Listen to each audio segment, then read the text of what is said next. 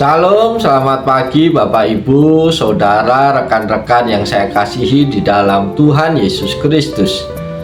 Kembali di pagi hari ini dengan penuh sukacita di dalam Tuhan, saya menyapa, menjumpai saudara-saudara semua melalui program Motivasi Pagi. Firman Tuhan pada pagi hari ini terambil di dalam Yakobus 3 ayat 18. Terjemahan baru kedua berbunyi demikian. Buah yang terdiri dari kebenaran ditaburkan dalam damai untuk mereka yang membawa damai. Amin. Bapak Ibu Saudara yang dikasih oleh Tuhan, nat firman Tuhan pada pagi hari ini menegaskan bahwa buah kebenaran hanya dapat tumbuh dan berkembang di dalam lingkungan yang dipenuhi damai. Kebenaran yang dimaksud di sini bukan hanya sekedar tindakan benar, tetapi lebih kepada integritas dan hidup yang mencerminkan kehendak Tuhan. Untuk mencapai kebenaran ini, damai menjadi syarat utama. Saudara-saudara terkasih, buah yang terdiri dari kebenaran ditaburkan dalam damai untuk mereka yang membawa damai. Ini adalah panggilan bagi setiap orang percaya untuk menjadi pembawa damai. Kedamaian yang dimaksud bukan hanya ketenangan dari konflik eksternal, tetapi juga kedamaian dalam hati, relasi, dan komunitas. Ketika kita hidup membawa damai, kita menjadi media di mana kebenaran Tuhan dapat ditaburkan dan berbuah dalam kehidupan kita serta orang-orang di sekitar kita.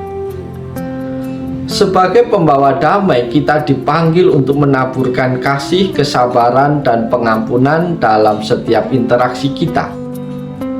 Dari sana, buah kebenaran akan bertumbuh dengan subur, menghasilkan kebahagiaan dan berkat bagi diri sendiri dan juga bagi orang lain. Apa yang perlu kita renungkan melalui nat firman Tuhan di pagi hari ini?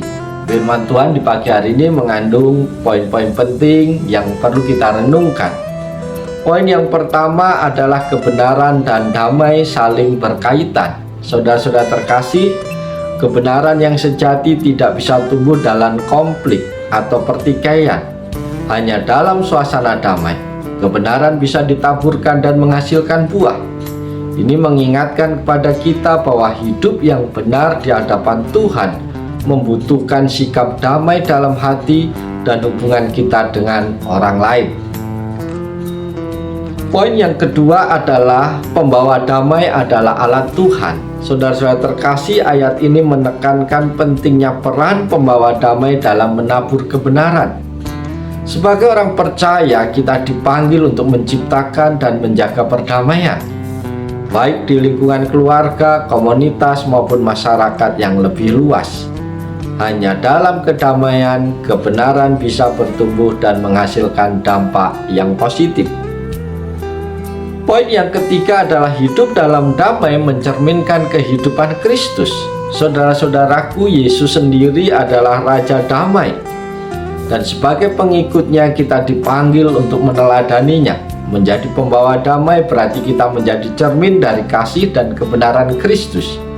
Sehingga melalui hidup kita orang lain dapat melihat dan merasakan kedamaian serta kebenaran Tuhan. Poin yang keempat adalah damai sebagai kondisi yang diciptakan dan bukan kebetulan.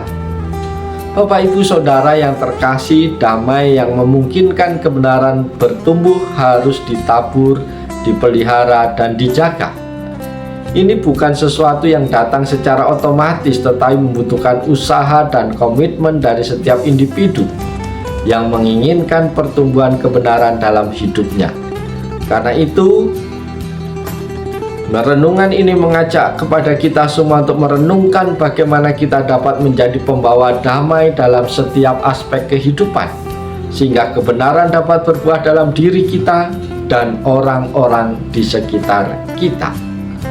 Saudara-saudara terkasih, pagi hari ini kita layak bersyukur kepada Tuhan karena kembali kita boleh membaca, merenungkan firman Tuhan.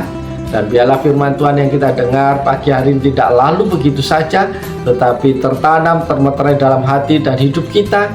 Terlebih berbahagia kalau kita melakukannya dalam kehidupan kita hari lepas hari. Oleh sebab itu, mari kita jalani seluruh kehidupan hari ini dengan penuh sukacita, dengan penuh semangat. Jangan lupa kita adalah pembawa-pembawa damai bagi lingkungan kita. Oleh sebab itu, taburkanlah kasih, taburkanlah kedamaian, hingga hidupmu menjadi berkat bagi banyak orang sepanjang hari ini. Oleh sebab itu, selamat pagi, selamat berkarya, Tuhan Yesus menolong, Tuhan Yesus memberkati Bapak Ibu Saudara semua. Salam haleluya, amin.